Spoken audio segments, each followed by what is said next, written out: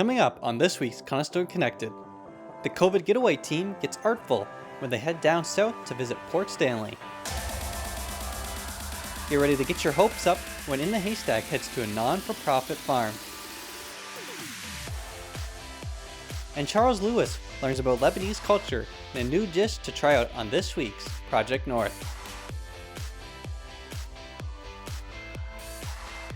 All this and so much more coming up on Conestoga Connected.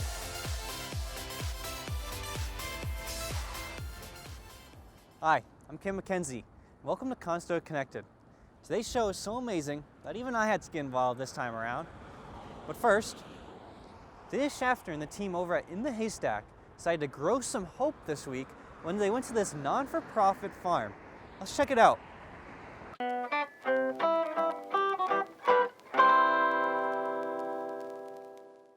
Agriculture isn't just about cute animals. It feeds cities and serves communities.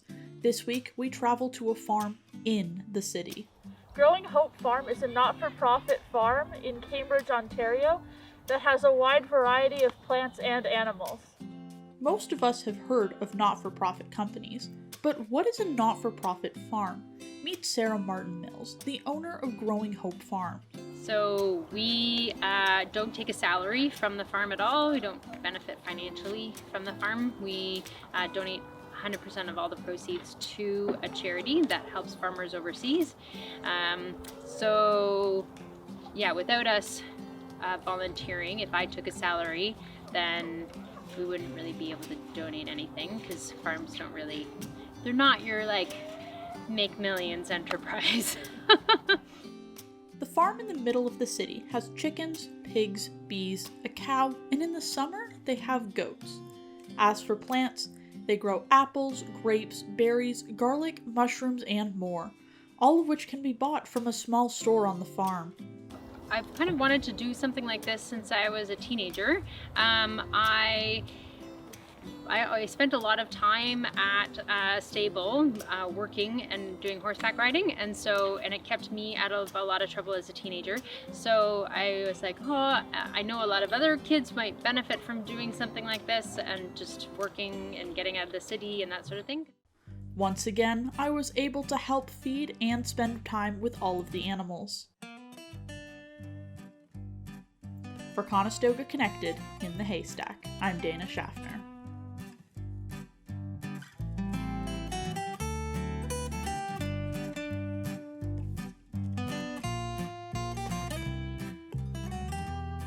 Trying out different foods and different restaurants is always something fun to do when you have a little bit of extra free time. But in today's current climate, staying safe is our number one priority. So let's see what Restaurant Diaries has this week for safe dining. Hello and welcome to today's episode of Restaurant Diaries. I'm your host Dhwani Gajjar with Conestoga Connected.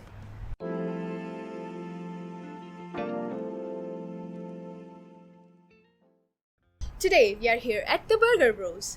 The speciality of this restaurant is that they opened right in the middle of the pandemic, in the month of April. That is pretty interesting. Let's check it out. They are located at downtown Brampton. It was opened by 3 friends who grew up together and enjoy the same kind of food. Let's hear about the restaurant from one of the owners. We've opened up right in the middle of the pandemic in April, and it's been a tough road.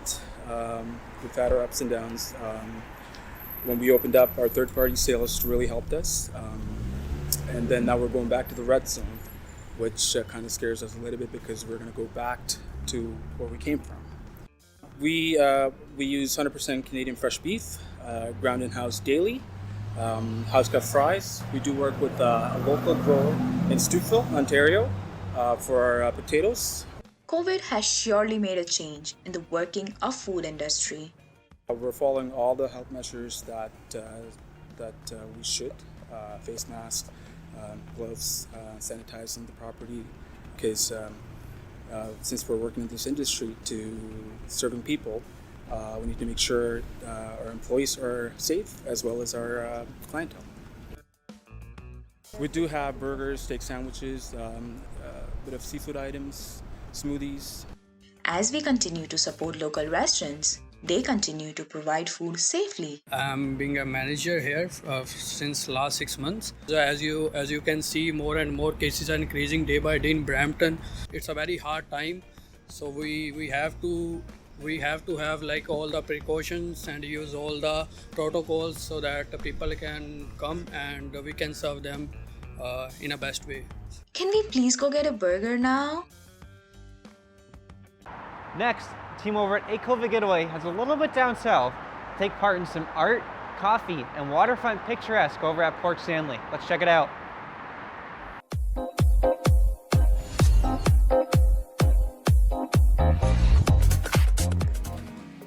Port Stanley started out as a settlement in 1812 by Lieutenant Colonel Jack Boswick, named Kettle Creek, which became Port Stanley in 1824 after Edward Smith Stanley.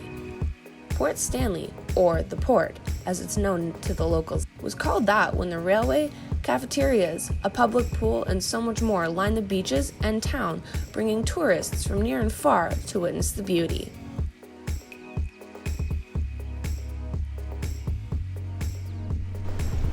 I just came out of the Village Square Coffee House in Port Stanley, and while I was there, I had a chance to talk with Chloe about what it's like to work here. Usually it'd be like morning, so it's just all of our regulars come in. You kind of get to know everybody's orders and just kind of be ready. Everybody has like their own cup, so it's usually the second you see them come in the door, you can grab their cup, whip it up, and give it to them, and before they're even up at the counter.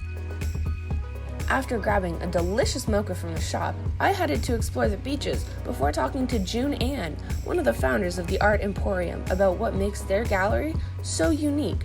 Operated by 4 artists themselves, the gallery features more than 30 local and regional artists of varying techniques. Well, we're pretty fortunate because we don't only rely on sales for income. Of course, we rely on that to keep the artists content so that they want to stay and continue to rent space from us. But it's actually the rental of the spaces that helps us keep the lights on and keep the Art Emporium open. On top of the art, Port Stanley is known for its beaches, and at one point became known as one of the finest harbors in Lake Erie around 1832. There's never a shortage of things to see, do, or learn in Port Stanley. For a COVID getaway, I'm Jenny Cupa. It can get quite chilly here in Canada, that's to say the least. Growing up here can definitely be considered a unique experience. This week, Project North takes a look at what it's like for someone who was born in Lebanon to adapt to the modern Western world. Abdullah moved here when he was just 10 years old and has come to call Canada a home away from home. But that is not to say that living in Canada comes without its challenges.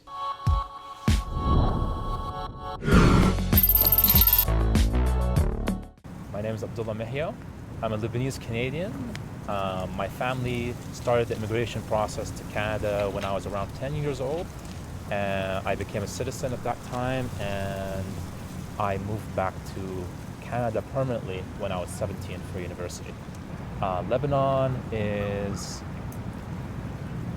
beautiful, diverse, and tragic.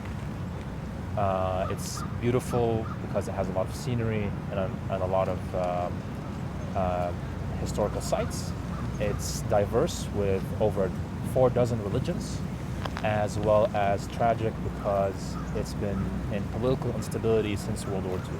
Since moving to Canada, Abdullah is happy to be away from the political instability, and he enjoys continuing Lebanese traditions, such as making tabbouleh.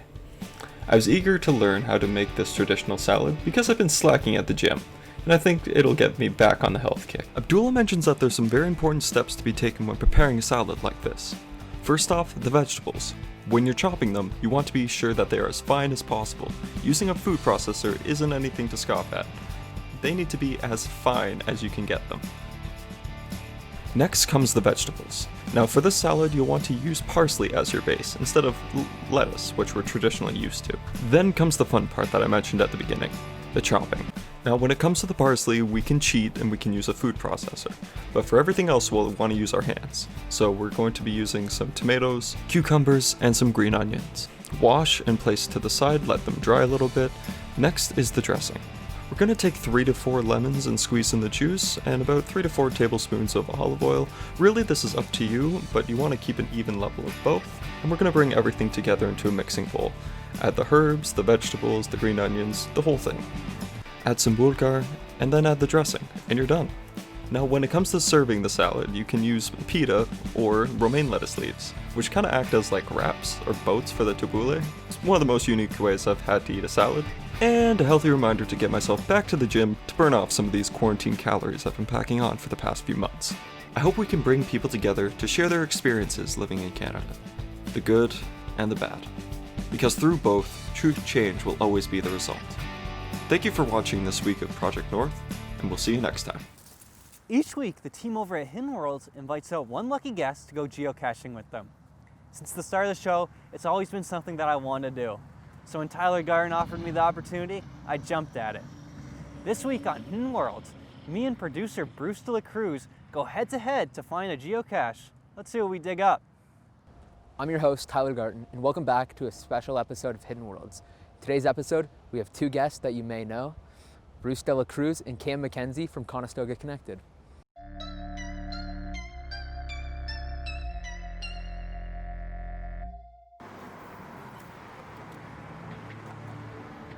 I think how it will go today against Cam is it'll be a close tie. I'm more of a detective. I know Bruce tried to dress up as a detective, but I definitely did better, in my opinion.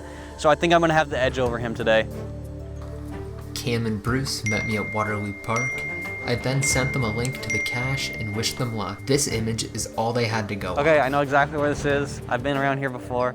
I'm not a newbie at this, right? I've been around here before. I know it's exactly this way, the exact opposite way Bruce went. He's going the wrong way. I'm definitely gonna win. All right.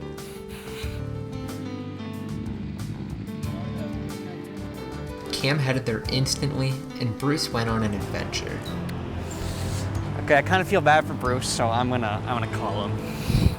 You went the completely wrong way. It's way over by the Glass Museum. I went the wrong way. Gotta catch up. Bruce, we made it finally. Made it, I know. All right, we gotta go across the street, and then there's the coordinates or something. Okay. Okay, you ready? Let's go. All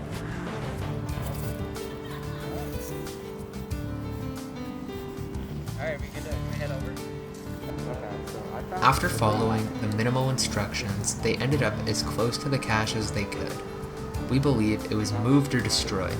I'm pretty disappointed, I'm not gonna lie. I'm happy that me and Bruce were able to work together and actually conquer this task and find out where it was. It's really too bad that it wasn't here.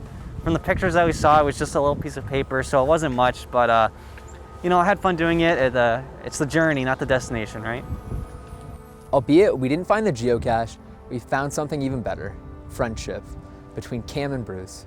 Anyways. Back to me with more. Thanks, Cam, and thanks to the Hidden Worlds team for having me out this week. Unfortunately, that's all for me today, but don't go anywhere. Brandon Guitar will be right back with the rest of the show, so stay tuned. Coming up on the second half, we get sky-high views over St. Jacobs on this week's episode of Road Trip. Faisal Khan and the team behind Master of Two Wheels take us to Port Dover to celebrate Friday the 13th. And the team behind That Dream Job meet up with a Pilates instructor. All this and more on the second half of Conestoga Connected. Welcome back to the second half of Conestoga Connected. I'm your host, Brandon Guitar. I hope you packed your hats and mitts this week because it's a cold one and it's only going to get colder. Without any further ado, let's jump to our first show. The girls from Road Trip take us to new heights this week. Let's join them 5,000 feet in the air as we get a new look at the small town of St. Jacobs. Hello and welcome to this week's episode of Road Trip. Today we're doing something really exciting. Any guesses?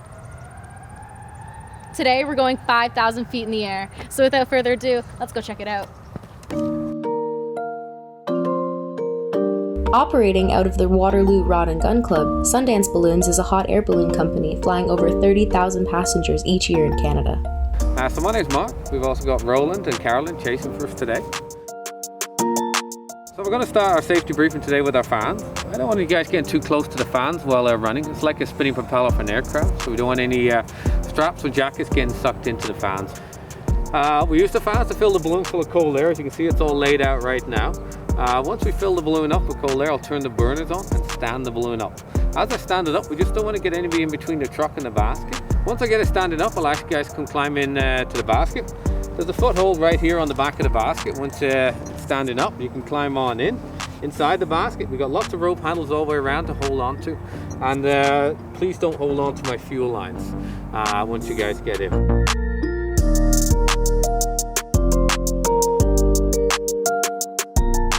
The hot air balloon is the first successful man-carrying flight technology.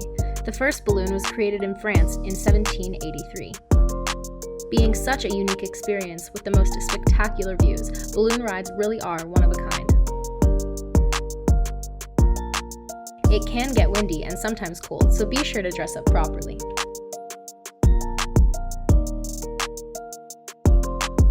Continue to follow COVID-19 safety protocols by wearing masks and standing 6 feet apart.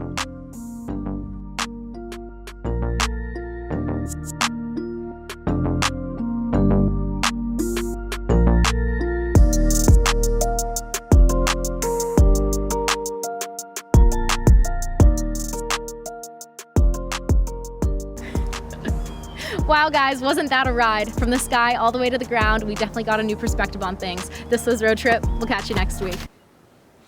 This next one's for all those riders who want to end the season on a bang. Faisal Khan and his team headed over to Port Dover recently to see what draws so many motorcyclists to the area on Friday the 13th. Let's take a look. Hello everyone, this is Faisal Khan. Today I'm here at Port Dover, which is famous for its beaches, and Friday the 13th, motorcycle come all around the country to attend this event. Without further ado, let's find out. Welcome to Dover, guys. Under sunny skies, Friday the 13th tradition is rolling along in the small town of Port Dover, Ontario. Attendance is at its highest when the date falls on a summer day. My name is Mike Labreche. I've been riding for about 30 years. On my first bike, it was a Honda Silverwing. Slowly moved up to a Harley Davidson. Now I've got a Screaming Eagle. To them, it is more than just a getaway. We all are almost like a family. And when we come to Dover, it's like a family get-together. We see all our friends. We see a lot of friends that we haven't seen in a long time, and we come to Dover for that. It's just an awesome place to be on Friday the 13th. Mike also shared his view on riding solo. You know, the course will tell you what to do, what not to do, how to ride safely. Anybody that doesn't do the course is stupid. They're just waiting to have an accident. You know, you have to ride safely, and you have to learn how to ride safely, and the course teaches you how to ride safely. Also known as the biggest single-day motorcycle event in the world, Mike Labreche, who rode from Woodstock, has this to say. Anybody that has a motorcycle has to be here. They have to be here. It's Friday the 13th, man. It's like any other big, like Sturgis and all those places.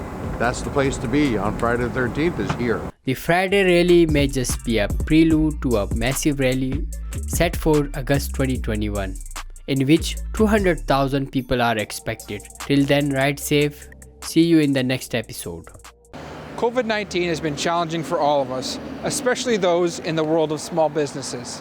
Our host Sagar Ashar and the team from Currently Coping with COVID is going to take us on a journey to see the world of online freelancing and see how they're handling COVID-19.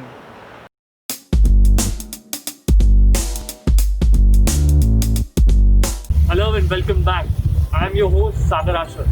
Today it's going to be all about freelancing.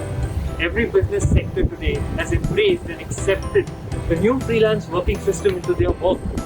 Due to COVID-19, everyone's working from home. Keeping that in mind, we have with us today two health instructors from different streams to speak about their work. Hi, my name is Shri. Hi, my name is Lil. We are fitness professionals from Toronto. I'm currently a freelancing fitness instructor as we all know that COVID-19 has bring us to very challenging situations, and in our such winter conditions, it's very likely that we are not able to visit the gyms and fitness centers frequently, as we believe in holistic approach, and COVID-19 has affected not only our physical health but mental health as well. So by providing them with different types of exercise plans, Zumba, aerobics and yoga, we are focusing on developing a healthy lifestyle in these challenging times. According to Zeal, performing yoga can help prevent the spread of COVID-19. Shri suggests yoga for relieving stress and leading a healthy life. I'm a freelancing yoga instructor. Yoga, according to me, is the union of mind and body. And so performing yoga, I help people engage in physical activity by keeping in mind both the physical and mental aspect of life. Yoga is the upcoming trend, which provides a holistic approach to life. In these challenging times of Corona, I believe that there has been a depressing atmosphere that has come upon us, and we need to make our way through it. So yoga helps us to cope up with the depression and to lead a healthy way of life. Freelancing work can find its operational space around any situation. For Conestoga Connected, this is Sagar Ashar. I was just remembering of when I was a kid and I always wanted to be a farmer. What always interested me was the idea of farm-to-table produce and meats. Luckily enough, that's the theme of this week's episode of KW Eats. Let's head over to Sean Emery and take a look. Hi everybody, it's Sean Emery. Welcome back to another episode of KW Eats. This week we're at the Classy Farmer in Lakeside, Ontario. Let's go and explore everything that they have to offer.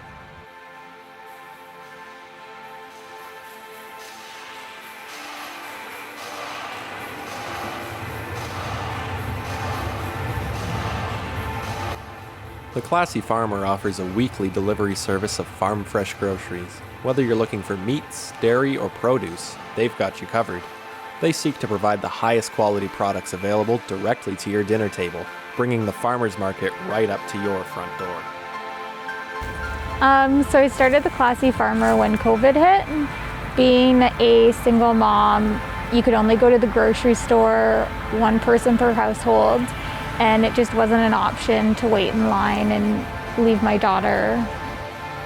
They offer deliveries in areas such as Waterloo, Wilmot, Woodstock, Elmira, and many, many more places. So please be sure to check their website for availabilities in your area. With everything going on, it just fit. It just worked for what was needed. And I really believe in shopping local, supporting farmers. You can really taste and feel the difference in what you're eating. Wow guys, isn't it great to see where your local meats and produce are grown and raised? Please be sure to check out the Classy Farmer online and get your groceries delivered today. 98, 99, 100. It's about to get physical on this week's episode of Dream Job. Let's get to the core of this week's story and see what it's like to become a Pilates teacher. We are here in Cambridge and we're going to talk to Laura Sparks, a Pilates teacher, and find out how she landed that dream job.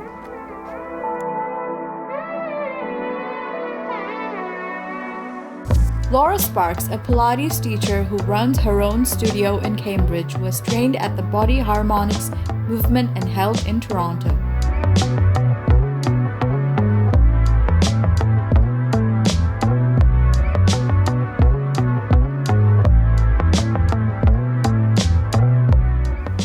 Laura, how did you land your dream job? So after I'd been personal training for a long time, I started taking Pilates classes, and I'd had my kids, and Pilates is the best thing to take after you've had babies. And as soon as I took Pilates, I fell in love with the movement and the feeling of the flow. And my instructor had taken her training in Toronto, so I went to Toronto to a school called Body Harmonics and just completely fell in love with it.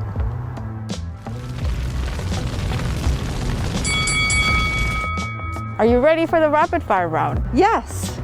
First question, who created Pilates? Joseph Pilates created Pilates, and he was really ahead of his time. Yeah. Next question, along with exercise, there is high emphasis on breadth and form. True or false? True. Next question, what muscle group, when strengthened, keeps the spine aligned and healthy? Really, there are a few muscle groups, but it's everything in your core. So it's your erector spinae muscles in your back and your obliques and your hip flexors. They all help to hold you up and keep you tall. If you want to try Pilates as your next workout routine, do check out BeFitWithLaura.com. And that's it for this week on That Dream Job. That's another Tamagotchi down. Man, I wonder what it's like for Maddie and TJ in their house with 6 pets. I'm talking 3 dogs and 3 cats. Let's learn more about their story on this episode of Inside the Doghouse. Hi, I'm TJ, this is Madison, and together we have 3 dogs, Shadow, Cooper, and Rubble. Shadow, he is a husky. He's from the Kitchener Humane Society, and he's really, really lazy and really sweet, and he likes to cuddle, and he doesn't really do very much other than that, except for shed. Cooper is a purebred golden retriever. He is still a puppy, so he's pretty crazy and energetic, but he's very sweet and loving and goofy. And he's nuts. Yeah, he's nuts. And Rubble is a Lhasa Apso. He's also from the Humane Society, and he is pretty timid, even though it doesn't seem like it. He hates everyone except for TJ. Kind of, yeah. It's not as expensive as expected with 3 dogs, but it can add up pretty quickly. Advice to first-time dog owners, do your research. And just be prepared that dogs are like kids. You're gonna spend money, you're gonna need to pay attention to them and spend time with them. I think the best part of owning a dog is that they are always constant company. For me, the best part of owning a dog, there is no judgment. They don't care. They don't care who you are or what you've done or where you've been. They're gonna love you no matter what. Man, I wish I had some toast because that episode was jam-packed. Unfortunately though, that's all we have for you for this week. But stay tuned into our socials to see a sneak preview of next week's episode. For now, I've been your host, Brandon Guitar. Stay warm and stay connected.